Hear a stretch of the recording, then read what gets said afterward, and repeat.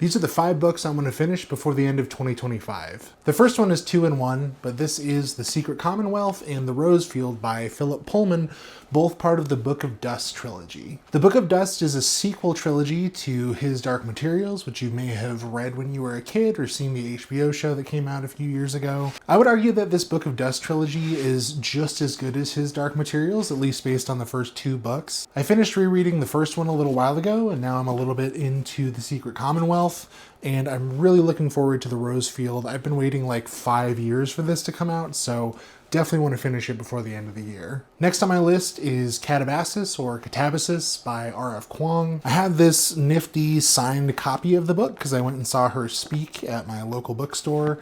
And yeah, I'm really enjoying it.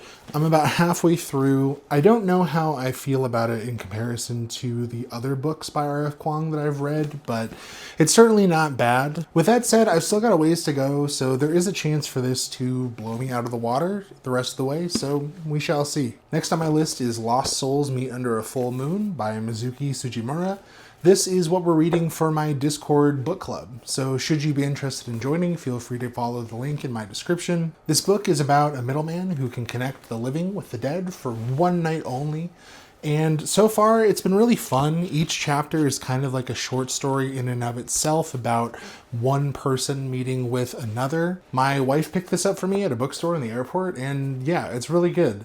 It does say on there recalls early Haruki Murakami, which, if you know anything about me, I'm a sucker for that type of thing. So yeah, looking forward to finishing this. We meet up, I think, the first week of December for this. So if you want to join soon. Last on my list is Beyond Words, What Animals Think and Feel by Carl Safina. I work with and around animals for my job, and recently I was hanging out with some elephants and I just felt really inspired to pick this thing up.